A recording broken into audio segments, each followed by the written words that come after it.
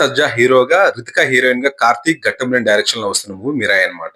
ఈ రోజు ట్రైలర్ అయితే లాంచ్ అయింది. ఆల్మోస్ట్ 3 మినిట్స్ ఉందన్నమాట. చాలా చాలా బాగుందండి.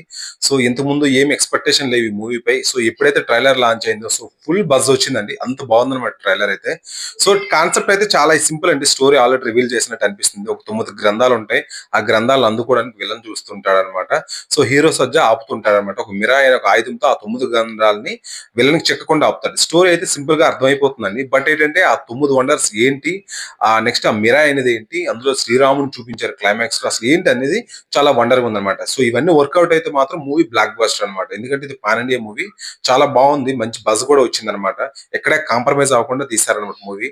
సో ఫస్ట్ కొన్ని విషయాల గురించి మాట్లాడాలండి. ముందుగా హీరో సజ్జా అనమాట. సో మంచి ఫామ్ లో ఉన్నాడండి హీరో సజ్జా. సో ఈ మూవీ అయితే అల్మాన్ మూవీతో పాన్ ఇండియాతో మంచి హిట్ వచ్చింది అనమాట. సో ఇది కూడా డివోషనల్ ఉంది కాబట్టి ఆయన లుక్స్ గానీ స్టైల్ గానీ చాలా బాగుంది. సో డాన్స్ గానీ చాలా బాగా చేస్తాడు ఆయన. అందులో ఒక పాట రిలీజ్ అయింది కదా, సో మంచి వర్కౌట్ అయింది ఆ పాట కూడా.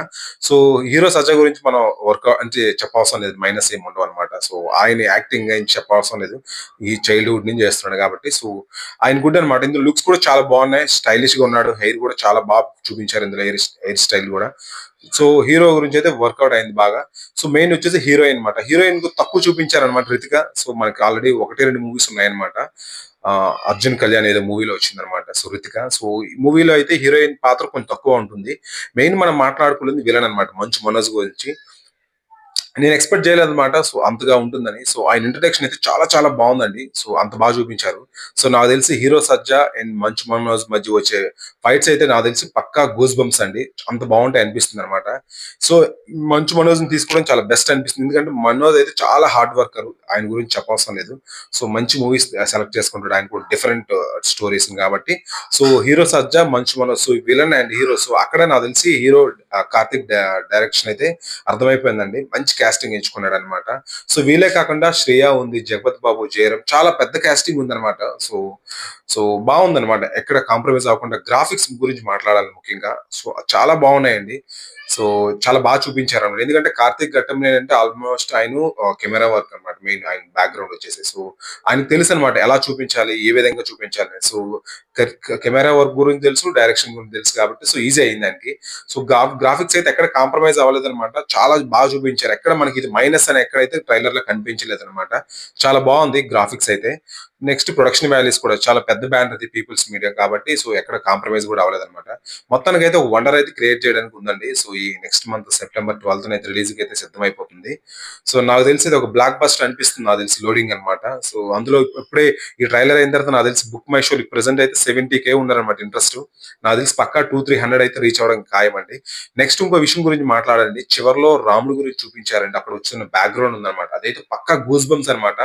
గౌరీ హరి మ్యూజిక్ అనమాట. చాలా బాగుంది అనమాట. ఒకవేళ రాముడు గురించి ఇది వర్కౌట్ అయితే మాత్రం పాన్ ఇండియాలో బ్లాక్ బస్టర్ అనమాట. నాకు తెలిసి పక్కా అవుతుంది. ఎందుకంటే రాముడు గురించి అంటే మీకు తెలిసిందే కదా ఏ విధంగా ఉంటుందో. ఆల్మోస్ట్ కలికిలో చూసాం, చిన్న ఒక 15 మినిట్స్ రాముడి గురించి చూపిస్తేనే 1000 crores కలెక్ట్ చేసింది.